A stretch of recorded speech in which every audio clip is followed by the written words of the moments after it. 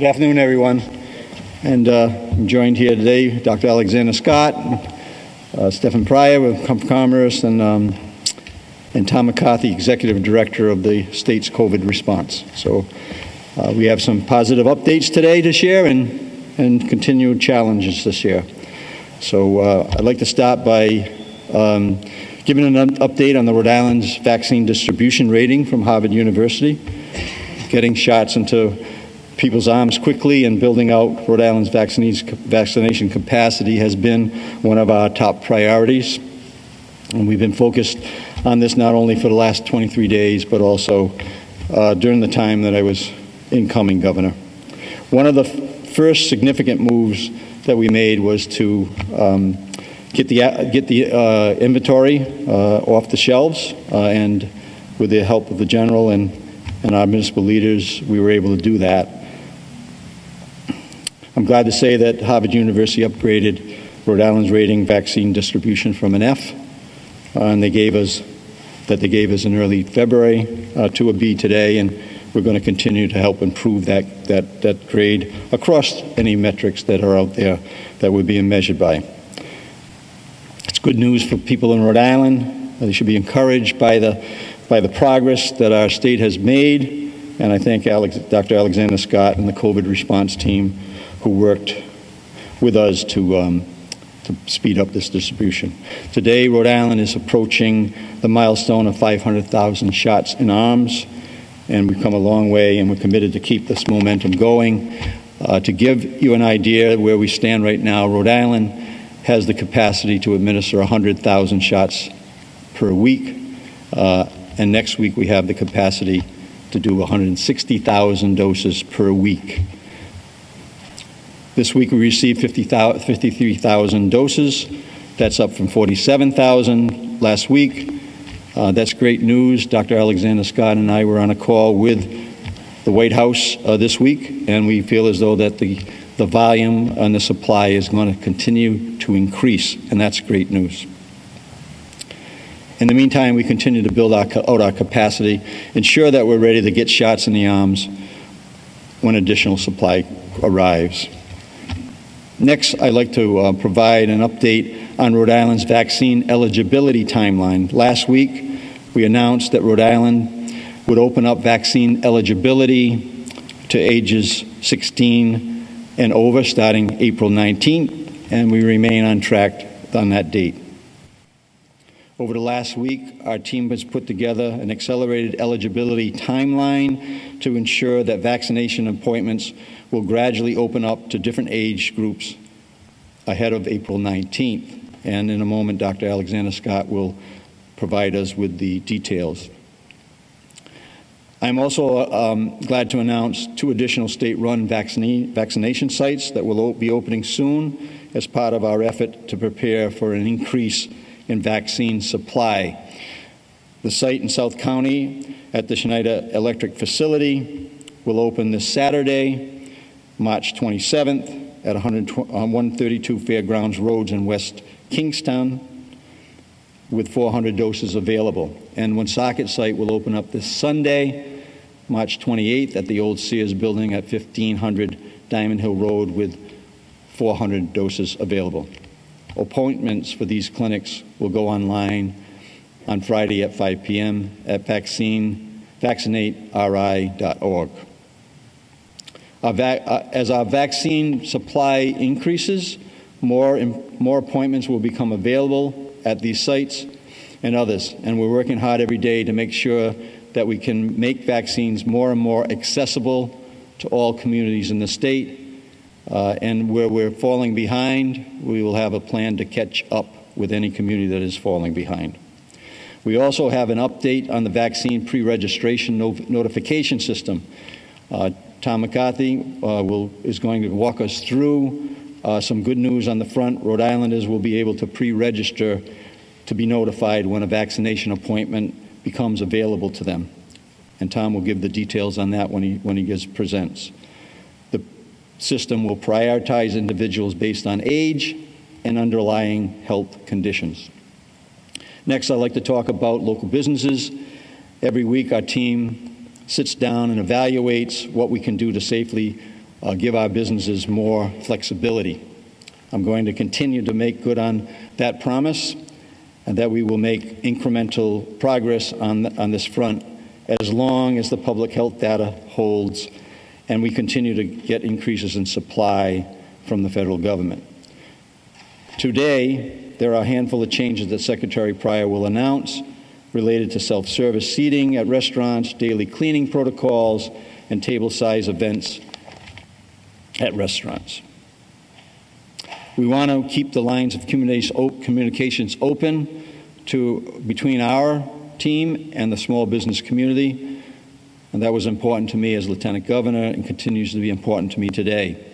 Finally, I'd like to highlight some good news related to the child care providers that was shared earlier this week. The Rhode Island Department of Human Services announced that they will be using federal coronavirus relief dollars to provide close to $20 million in support to child care providers starting in April through child care stabilization grants. Licensed child care providers can apply for grants ranging from $3,000 to $50,000 per site, and child care providers can apply at kids.ri.gov. Next, we'll be back with some additional updates on K through 12 and child care, which is being made possible by acceleration of our teachers' vaccination and related staff in both the K through 12 and the child care. So on a personal note, you might have seen, but my wife Susan and I did receive our second shot at the Dunkin' Donuts Center on Tuesday. And I want to thank the team at the Dunk and General Callahan, along with the Rhode Island National Guard, who made the process quick and easy. And I met with many people who live in the state of Rhode Island that were just so thankful that how smooth it was, and it didn't hurt. I still got my Band-Aid on my arm, but I'm doing very well. So no one has to be fearful about getting their first or second shot. And I want to make sure that people understand that it's so important that we get vaccinated. And as we work out to build our vaccination capacity and prepare for an increase in supply, we continue to encourage Rhode Islanders to get vaccinated once they are eligible. Final message is we're still in where we need discipline. We need to continue the discipline in terms of the protocols that have kept you safe up to this point in time as you wait for your vaccination.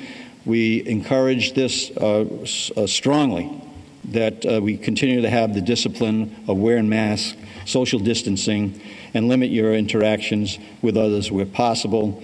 It also means getting a shot when you're eligible for a vaccine. And with that, I'd like to turn it over to Dr. Nicole Alexander-Scott to walk us through some of the details. Thank you, Doctor. Good afternoon, everyone. Before diving into the data, I want to give a quick shout out to the entire data team across our COVID response and at the Rhode Island Department of Health. You can only imagine how much work goes into analyzing and validating data when you're doing more than 20,000 tests a day and the number of 10,000 plus vaccinations a day. Our data and analytics team gets it done every day, and they have since the very beginning. They are the heartbeat of our response, and wanted to take a moment to say thank you. In terms of our numbers for today, we have 110 people currently hospitalized with COVID-19. Our average for the week is 113 people, which is down from 142 the previous week. And it is way down from the more than 500 we saw at points in December. Very thankfully, our fatality numbers also continue to trend in the right direction. We're down 86% from our peak. However, we do sadly have one additional COVID-19 fatality to report today. In terms of cases, we have 441 new cases to report, and that's out of 20,634 tests. That is a percent positivity of 2.1%. This is the 6th straight week that we have been right around that 2% number, 4% positive. A 2% positivity number is good. It's less than half the 5% target that is oftentimes set out, and it's well below the numbers we were seeing just 3 months ago.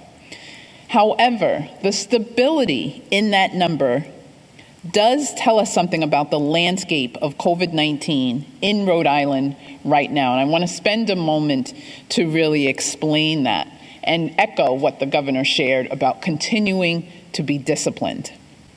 We are vaccinating more and more people every day, which I will get into more detail in shortly. This means that the pool of people who are susceptible to contracting COVID-19, the coronavirus that causes it, that pool who are susceptible is becoming smaller and smaller every day. However, our percent positive number has continued to stay steady. It has plateaued. It hasn't decreased to the same extent as of yet.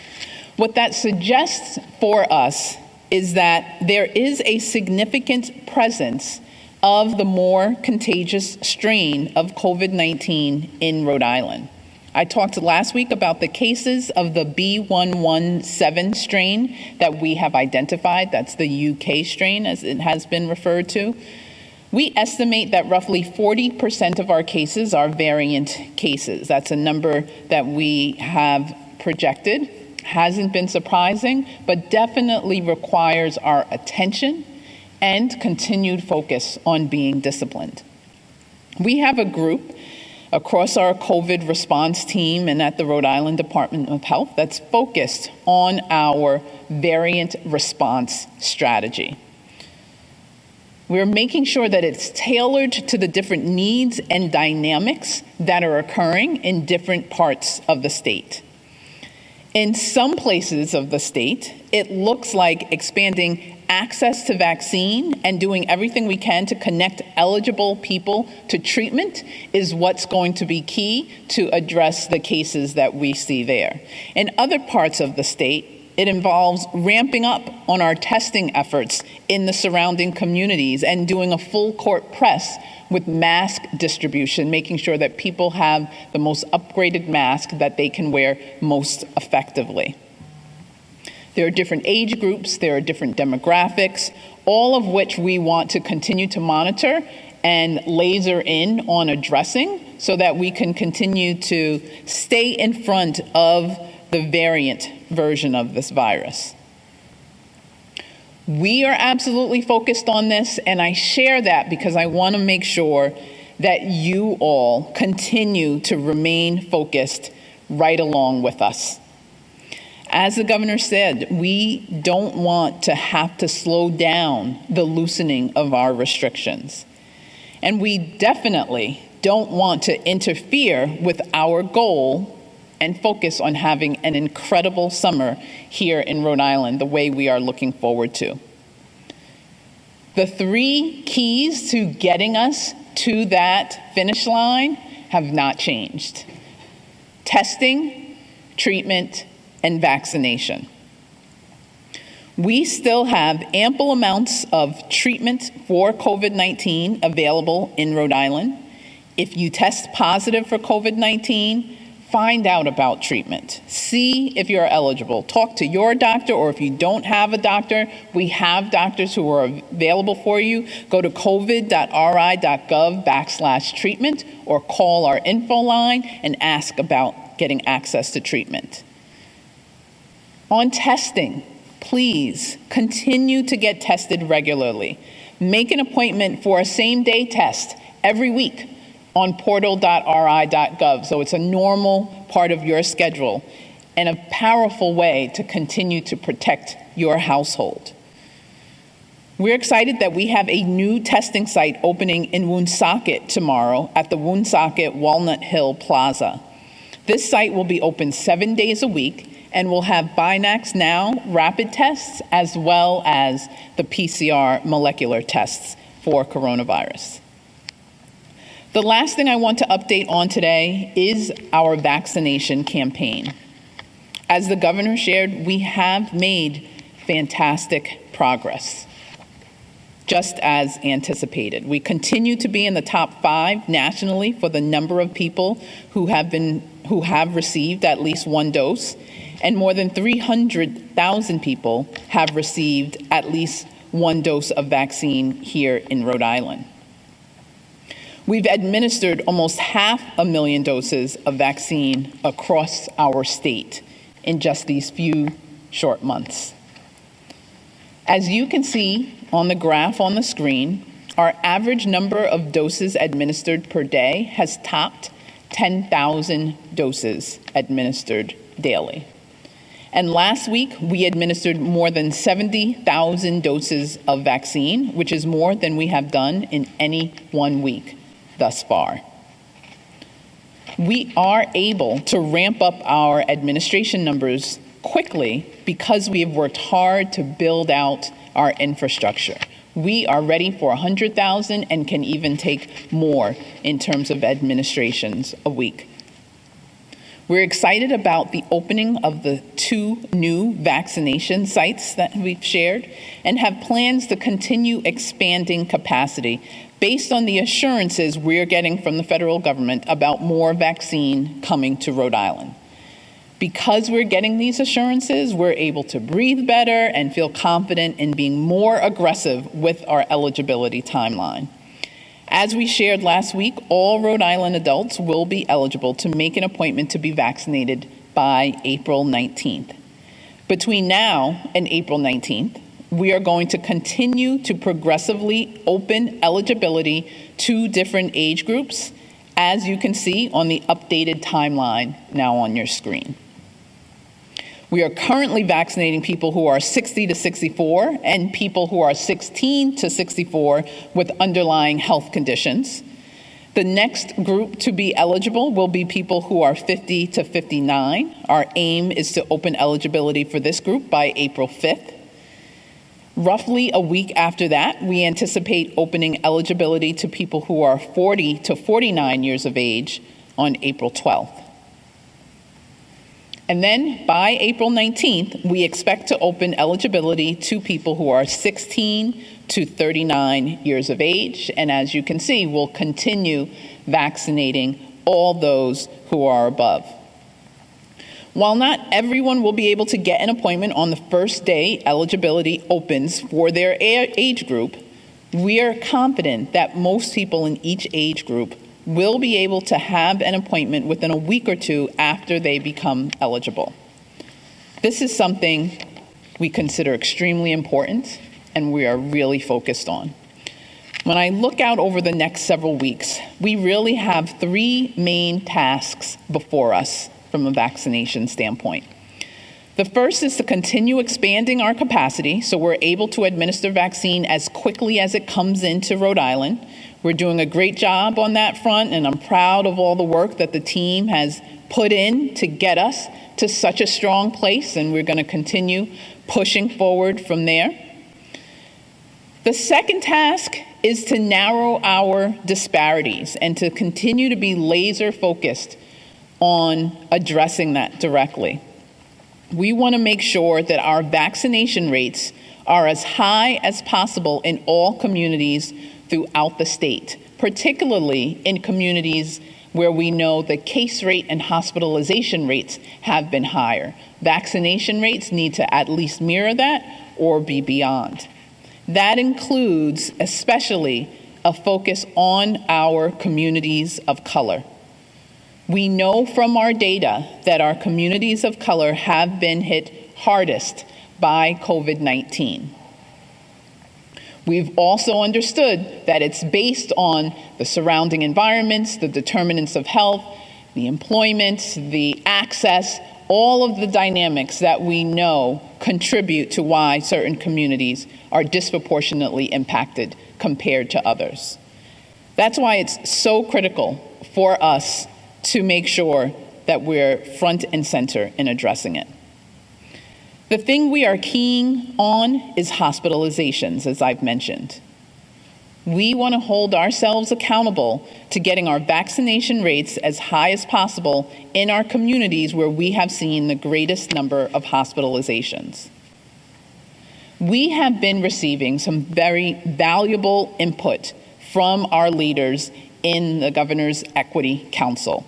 And we are going to keep engaging with them and responding to them and gaining from them their insight on how we can and will do better.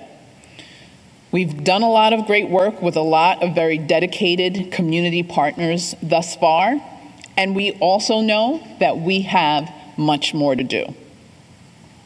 We are committed to that together. Finally, we're working to make the registration process as customer-friendly and convenient as possible. This approach is unlike anything we've ever done before. We've never taken on a mass vaccination campaign with the demand so high and supply so limited up front and then know that it's dynamic and be able to respond effectively. But we are committed to doing whatever it takes to help ensure that everyone who wants to get vaccinated can and will get vaccinated here in Rhode Island. We know that some people have had a frustrating experience trying to get an appointment and not being able to get one.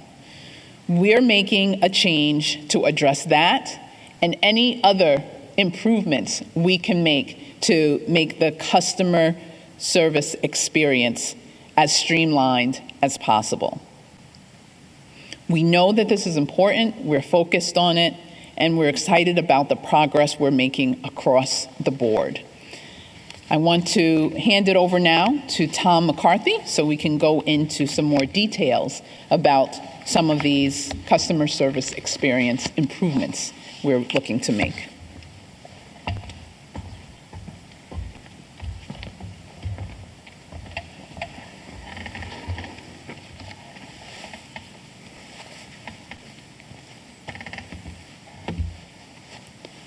So good afternoon, everyone. I'm going to give a logistics and operations update following up on the overview offered by Dr. Alexander Scott.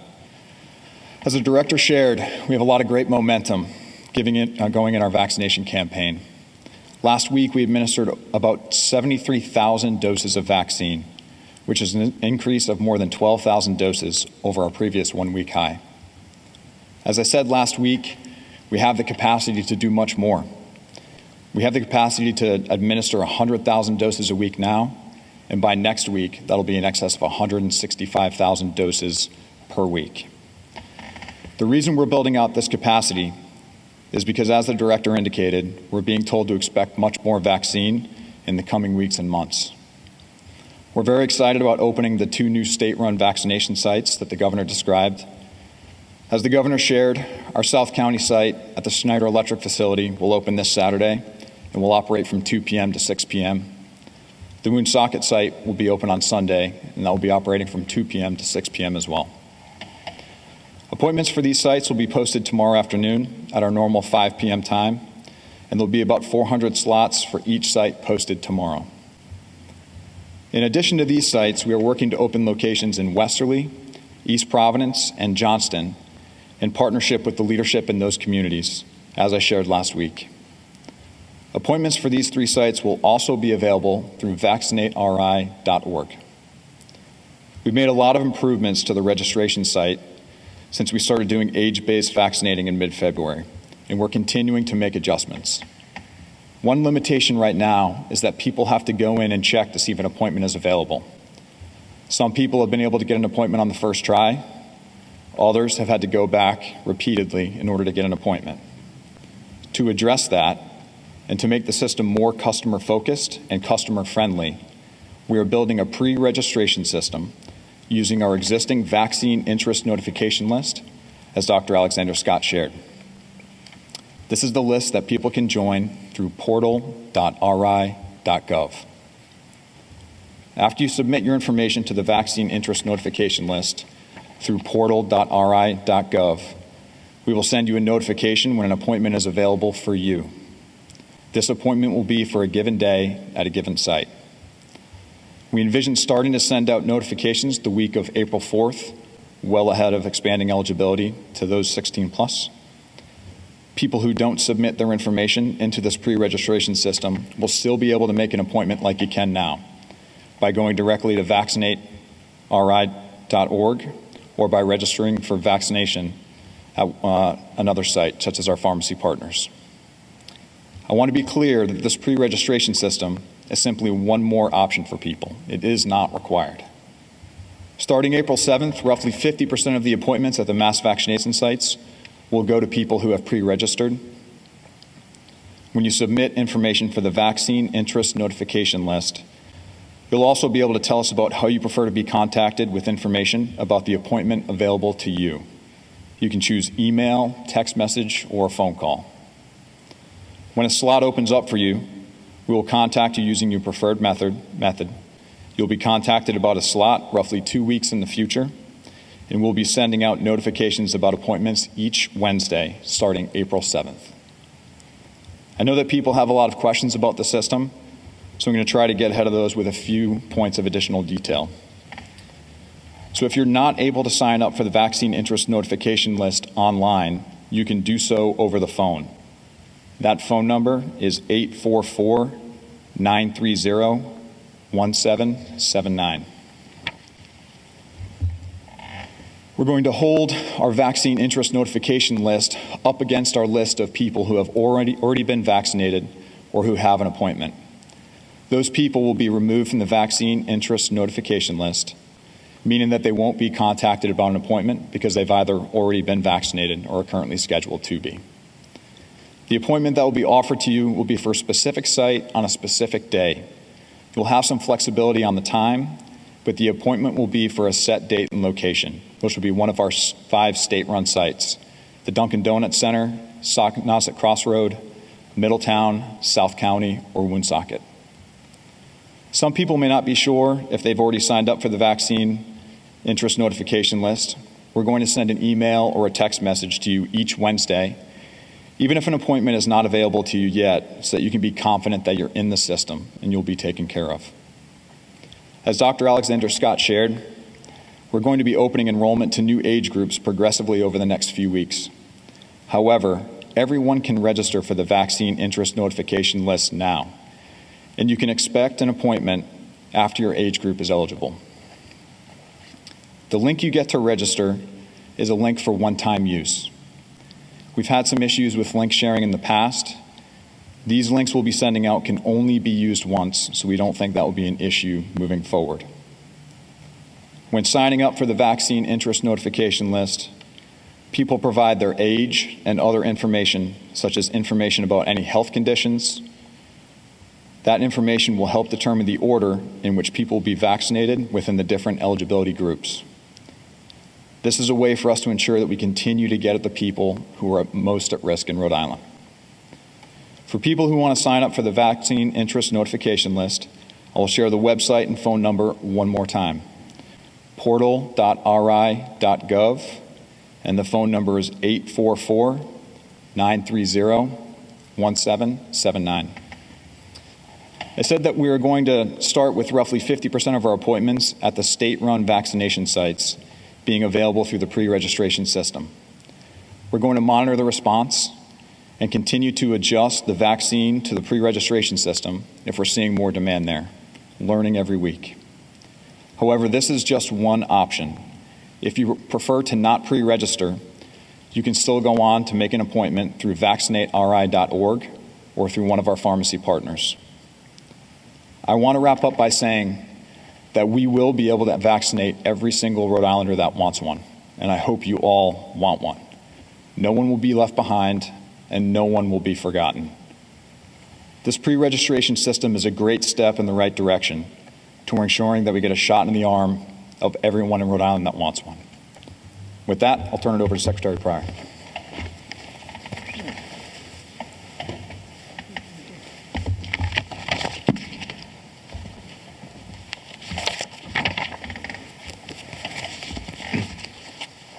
Governor McKee, Dr. Alexander Scott, Mr. McCarthy, thank you very much. Pleased to be back with you all today to talk about loosening restrictions for our businesses. Though we are not making sweeping changes today, we are pleased to be proceeding with the kinds of modest changes that make a big difference to small businesses.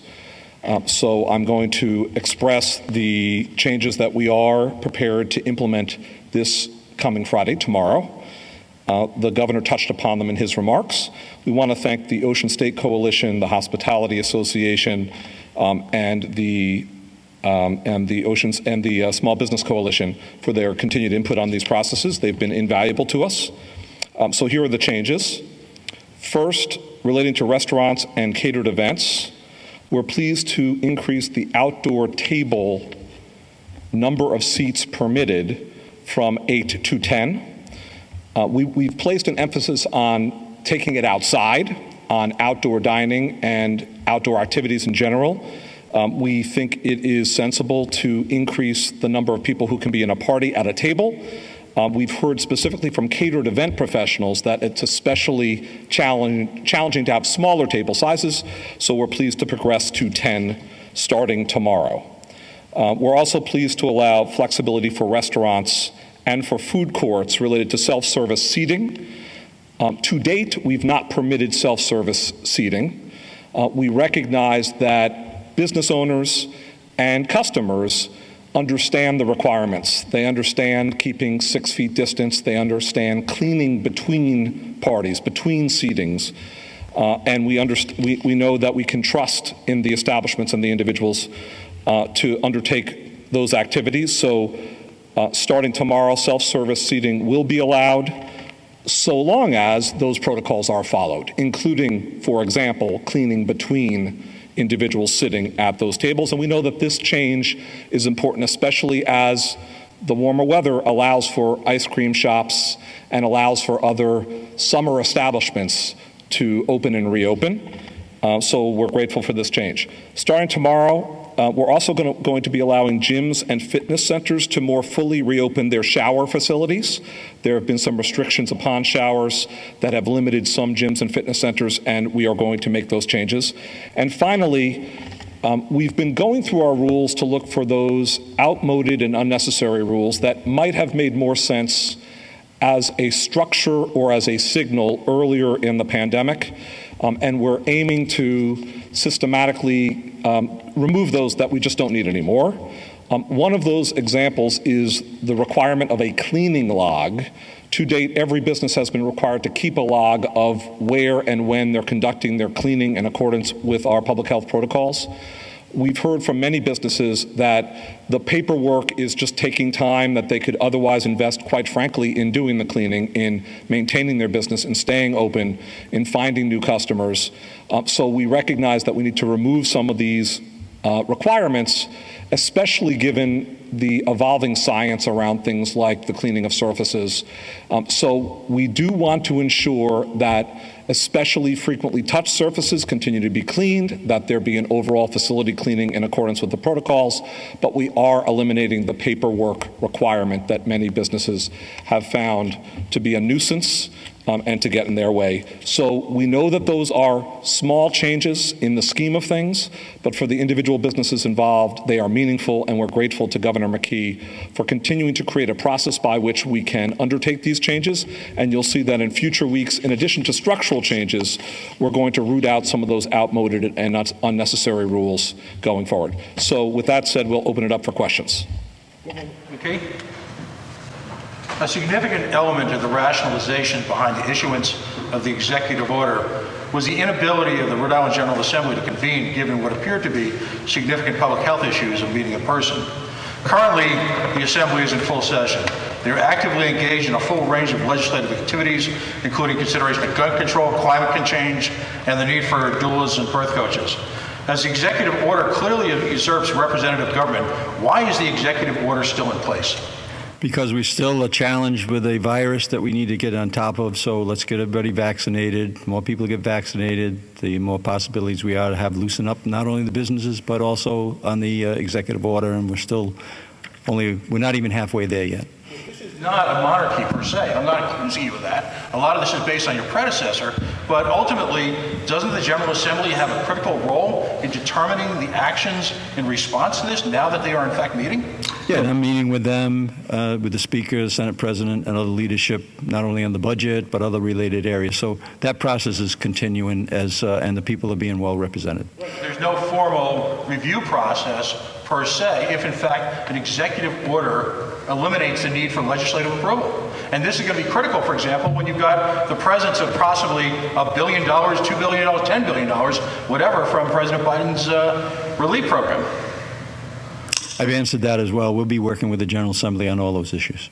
Far along, Doctor, we talk about micromanaging. And this is a lot of folks have evidenced a lot of frustration of this. For example, the change from 8 people to 10 people at a table.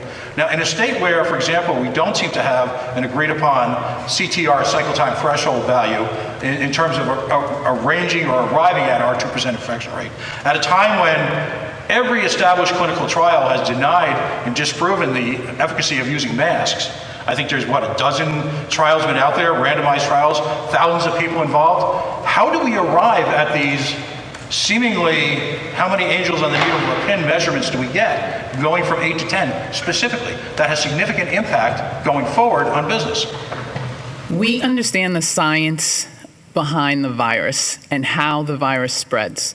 When you have larger groups of people together in close quarters, unmasked, engaging closely, perhaps in less well-ventilated areas, and with a variant that is continuing to spread, the risk for transmission is higher. Every step we can take to mitigate against that, to minimize the risk of that type of invisible or otherwise spread, is valuable to do. And the incremental steps that we have been taking to help release that are to make sure that we do it carefully. As I've shared, we are in a plateau. We are not still continuing to decline. That means the variant is still present, it is spreading, and we need to continue to be cautious in how we're proceeding. Respectfully, at a point in time when Rhode Islanders were surveyed and there was an acknowledged near 96% use of masks, and I'm just using this as one example, I don't want to assess over masks per se, we had one of our biggest spikes. Despite continuing restrictions, we seem to have the worst of all worlds here. Masks are effective. We can go to the next question, Brian. How far along or how much of the current eligibility age group has been vaccinated, the 60 to 64-year-olds, the people with underlying health conditions? I know that was obviously a big group and a reason that the system got bogged down. How far along is that, and how confident are you that you're going to be far enough along when you open up that next eligibility group in a week and a half that it's not just going to overwhelm the system again? Yeah, at this stage, we vaccinated about 45% of that next eligibility group, so we remain on track to open up to the next groups here in the coming weeks. And we have baked out the numbers and the timeline based on an estimate of reaching about 70% vaccinated, so we're being very aggressive with that, and that is how we determine reaching that mark, knowing that we have achieved that with the previous age groups, is when it's an acceptable time to move forward. Given the changes to the registration system and the vaccine supply, would you still warn people that it could still take a while to get an appointment in that next group on April 5th, or do you expect that to go significantly smoother? We are always expecting it to go significantly smoother. That's what we're working 24/7 to allow to happen. As I have shared, we have relayed that within 1 to 2 weeks of your eligibility opening, you should be able to access the vaccine. With the increasing supply and the improvement in the experience, that should get better, but that's our baseline for right now. One more. Providence, most of Providence and all of Pawtucket opened up eligibility earlier this week to all adults 18 plus. What are you seeing there in terms of hesitancy or people's willingness or lack of willingness to get the vaccine? And is the demand not there, or what are you seeing? Because in just talking to people in the community, there's surprisingly a lot of people who say, I'm not going to get it.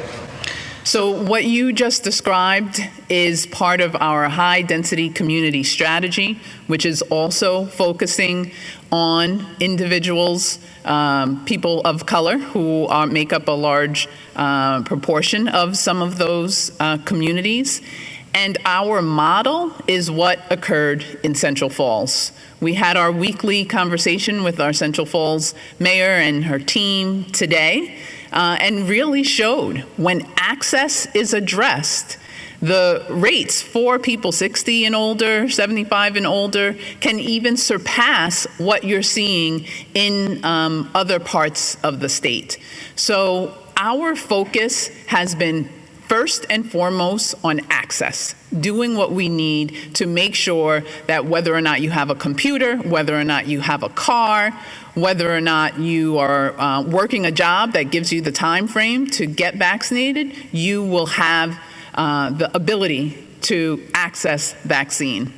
Our second major focus is building vaccine confidence. We want to make sure that everyone has the information that they need to be able to get vaccinated. We've seen by and large here and nationally, when you focus on those two items, you do get the type of response. We've had 70% plus response rates in our higher age groups, and we're going to keep doing everything we can to push on that demand, particularly as the supply is coming in. Let's go Anita, then Steve, and Amanda.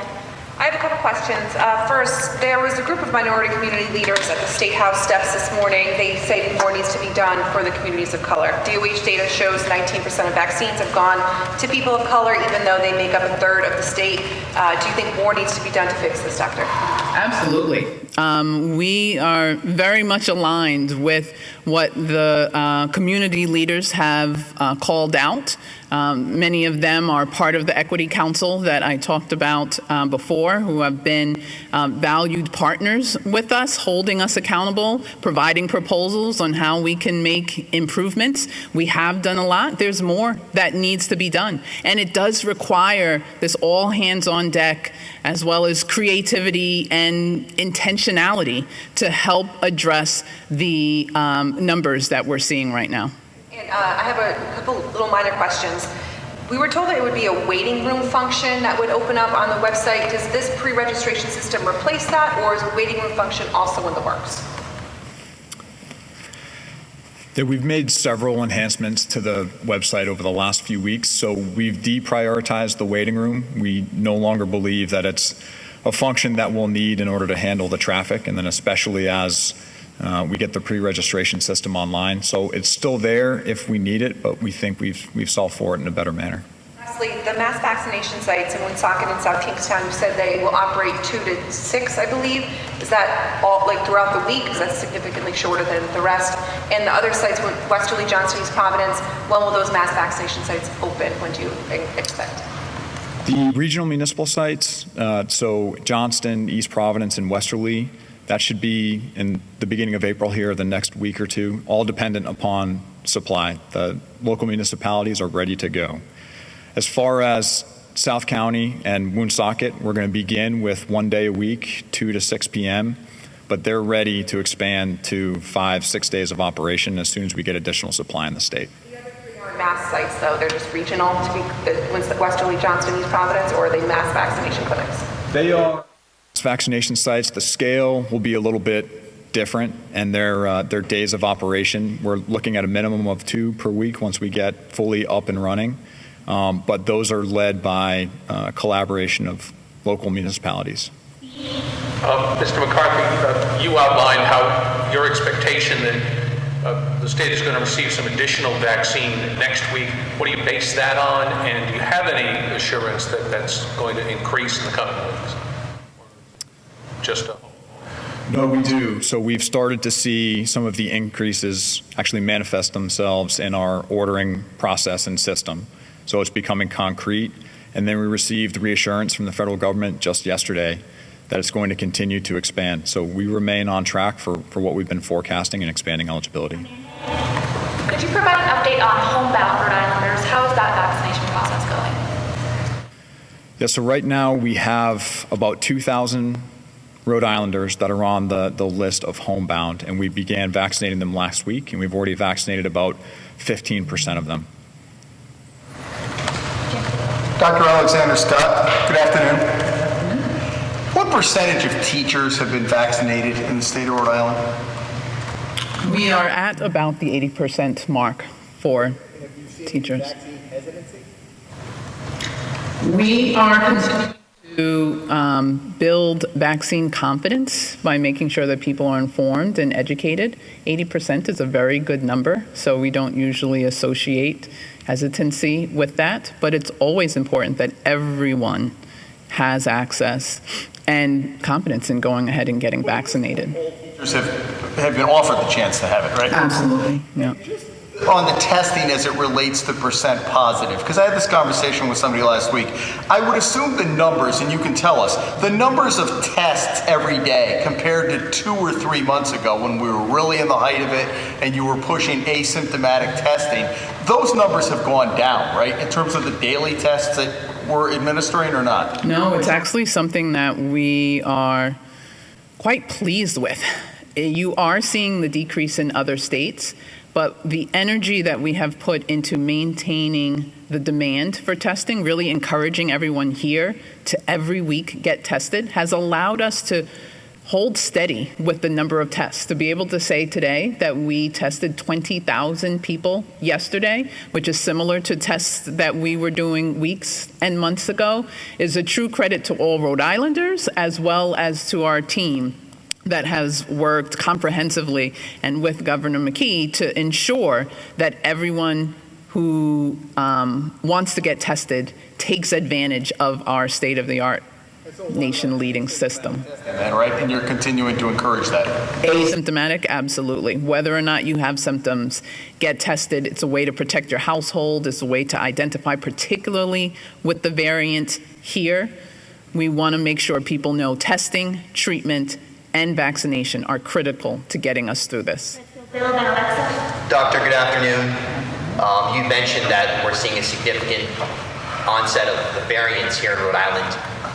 Can you sort of humanize for people the real danger of this? We're seeing this double mutation coming out in India. There's a lot of media hype on a national scale about the danger of the variants. Can you just sort of humanize exactly what this means for people if they continue to adhere to protocols, what the likely outcome is? Absolutely. I shared earlier that we have a variant response strategy team that's focused on this overall. A key is messaging and to help the public understand that variants are out there. Those mutations can normally occur. When they become variants of concern is when we see increased transmissibility. The variants are more contagious, 50% or more contagious than what they previously were. What we have provided to you all, though, are tools to help us get through this in spite of it. Testing regularly is a powerful tool that everyone in Rhode Island has access to. We lead the nation in doing this. We want everyone to take advantage of it because it helps you identify and then be able to behave differently once you know if you've been exposed to COVID-19, particularly one of the new variants. Getting treated keeps you out of the hospital if you qualify. Getting vaccinated, we're in the top 5. We're going to continue to push and continue to ensure that our communities of color and everyone who needs access gets access to the vaccine. We've talked significantly about upgrading your mask, making sure that you're wearing them effectively, using the right ones, the KN95 or others. Masks work. They work, and they are extremely effective against the variant or any other form of coronavirus. Being aware of timing, limiting how long you're in a particular place, especially if the ventilation is poor, and making sure that you can expose yourself only to places that have great ventilation. Windows open, take advantage of our beautiful weather, go outside, take it outside. These are all strategies that we all have at our fingertips that will help us get through the fact that those variants are there. Yep. I think this would be a question for Governor McKee. As you ease restrictions on outdoor dining, loosen restrictions on showers and gyms, and people get more vaccinations, do you foresee maybe loosening state restrictions on out-of-state travelers? And if so, is there a target date for that? No target date, but as I mentioned last week, there'll be music in Newport and this summer, and that was done to let people know that we want to be open for business this summer. So We'll certainly will take into consideration what's happening in the other states, and hopefully they're keeping pace with us on vaccination and other things that we're doing. And if they are, we're going to be welcomed into the state of Rhode Island. Governor McKee, last week was Sunshine Week. I'm wondering, as we approach the end of the pandemic, your predecessor was towards the end not accessible to the press. I was wondering what your administration was considering going forward after COVID is over, that glorious day, if you'd consider continuing doing weekly press conferences and being available to the press. Yeah, so we're going to continue. We've been available to the press. We've talked to many media outlets on non-COVID issues as well as COVID issues, and I would hope that we would be able to have a weekly discussion about non-COVID issues even before COVID is over. Yep, Governor, Blue Cross Blue Shield of Rhode Island just rolled back their policy on stopping the full coverage of COVID-19 after you and Commissioner Teague had conversations with them. Can you just kind of outline to me what you and the Commissioner said to make them roll back and go back to fully covering COVID-19 treatment? Well, I think the message was I said last week, and both Director Teague was doing as well. First of all, I had a meeting with both Jim Vincent and Pastor Jenkins after that press conference today, and they were concerned about that messaging that communities thought that their vaccine was potentially going to cost them if Blue Cross or any of our health insurers reversed their position right now. So we want to make it very clear that the vaccine, there is no cost for that. And I would just say that they made the right decision. I think they reflected. They probably got ahead of themselves, and they made the right decision. And I'm happy that they are. As I mentioned, they've been a great partner for us during the pandemic. Follow up to that as well. Both them and Neighborhood Health Plan of Rhode Island said that they would continue to fully cover COVID-19 treatment as long as there's a state of emergency. Does that influence you keeping the state of emergency, extending it, or ending it at any point? There's multiple factors on the state of emergency, right? In terms of making sure that there's a financial issue that we want to make sure that we're following to make sure that the state is getting reimbursed for its expenses, as well as the health insurance, as well as the education, as well as having open government. So those all have to be factored in. And at the moment, as I said, we're not there yet. It's too premature to say mission accomplished at this point in time.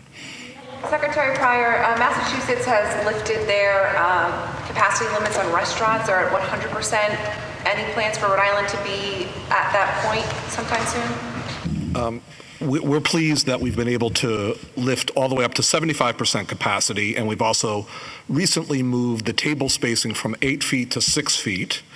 Also, we have bars open under restricted conditions, which are more extensive than what's available in Massachusetts. Having said all of that, yes, we're continuing to evaluate the public health conditions in close consultation with Dr. Alexander Scott and RIDO, and we look forward to a day when we can be at 100% capacity in the restaurant category, very important, and in other categories. Having said that, you heard the doctor, and I think we all need to pay attention to these points. The variant seems to be spreading substantially in the region. And even with vaccinations accelerating, we're seeing stability in our infection rate, in our positivity rate, but not a decrease at the moment. What we want to make sure of is we make those changes that are possible as rapidly as possible, while not creating instability in our public health conditions so that we have to in any way think about further restrictions. So that's the balance. Again, having said all of that, we do look forward to a day when we can be at 100% capacity, and we're monitoring very closely to see when that can be. Governor, is there a specific variant that you're looking at? I don't know if it's just the UK variant or some of the other ones that you're worried about. Does the vaccine protect against all of them? B117 variant is what I'm referring to as being present here in Rhode Island, which is analogous to the UK variant.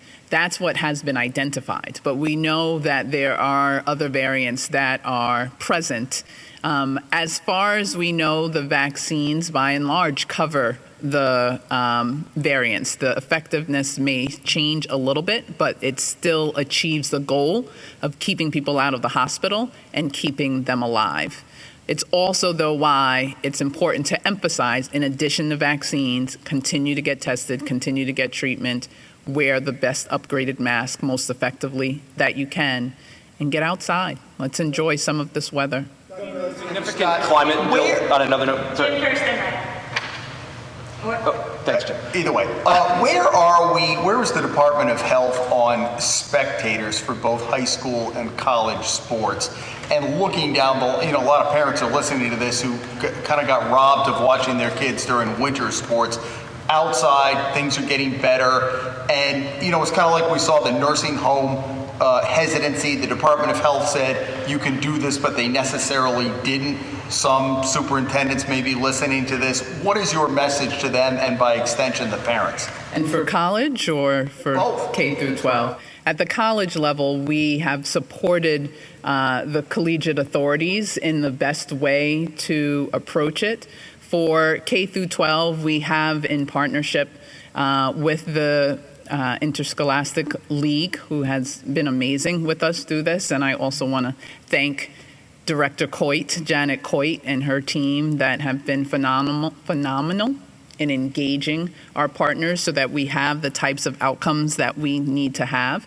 Spectators have been allowed in limited numbers in those specific situations, and we can get to you the details of where we are offline. What do you foresee for graduations, high school graduations? We're still working through that. We intend to have it align with where we are with venues of assembly currently, but want to continue to work with our education partners on determining what will be the best approach. Governor, on another note, a significant climate bill passed the General Assembly. What are your thoughts on that? Are you going to sign it? I know Republicans were concerned about a potential cost to homeowners. Yeah, so we're reviewing those very issues on both sides of the argument, but look, this renewables is going to accelerate at a very high rate, and we all got to realize that that's going to happen. So we'll be reviewing that, and once we receive it from the General Assembly, we have not received that yet. I would imagine the first week of April we'll have that. Mr. McCarthy, Attorney General Rhoda recently opined that it was inappropriate for board members at Lifespan and Care New England to receive vaccines. Do you share that view?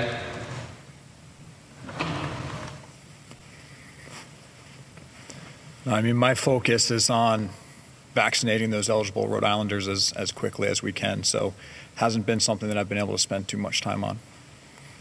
Following up, do you think the Rhode Island Department of Health should have had stronger policies in place?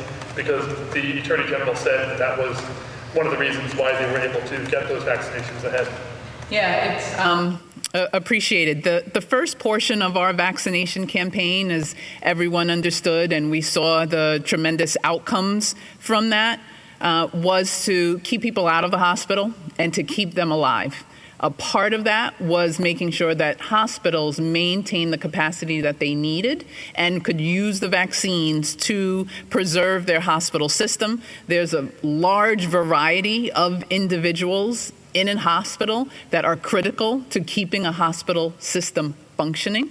So we instructed the hospitals to go ahead and vaccinate those individuals that they felt would be critical to keep hospitals functioning. We did not envision that board members were a part of that group. Once we did learn of that, we asked the hospitals to redirect their vaccines to those who were outpatient providers, because the hospitals have been great partners in helping to get other communities vaccinated.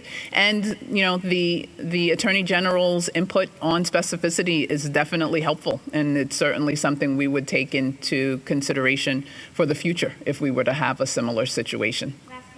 Governor McKee, last week you committed to a 70% vaccination rate as a benchmark, if you will, to completely reopen the economy. Two questions. Number one, how close are we to that? And number two, what are you measuring 70% of? Well, first, I didn't say completely, but the 70%, we're, as Dr. Alexander Scott and others have reported, we're over 300,000 first shots, and we're looking at moving up to about the 620,000, 650,000 mark by, I think, sometime between, on first shots, sometime between mid-May and the end of May. So when we get to that level, we'll see where we are on all the other factors. But that's a key point for me on that issue. And I do want to just say, follow up on the press conference that was at the State House today. I did meet with both Jim Vincent and Pastor Jenkins on the issues, and there is an issue there. And wherever there's an issue, we need to really address. If, for instance, the black community is at 3% of the shots, and they're at 8% of the 8% of the population, we got to ratchet that up. I think everybody would understand that. So, just as an example, if we did 300,000 shots, and they are 8% of the population, that population we should be closer to 24,000 shots with them, right? Being fair across the board. If we're at 10,000 shots, we've got some makeup to do. So that's the idea, to kind of put it into a math formula to make that happen. So. Question of kind of line jumping with this current eligibility group of people with underlying health conditions where you don't have to show any proof. Have you heard either anecdotally or have any evidence of people cutting the line, faking that they have that? I know people are concerned that people are jumping in when they really shouldn't. I think what we've seen so far is that Rhode Islanders have generally continued to do the right thing. We continue to check and put quality control measures in place, but we've had to cancel very few appointments because people were ineligible. Most of the issues have been tied to sharing links or QR codes for second doses, but generally we've been in good shape there.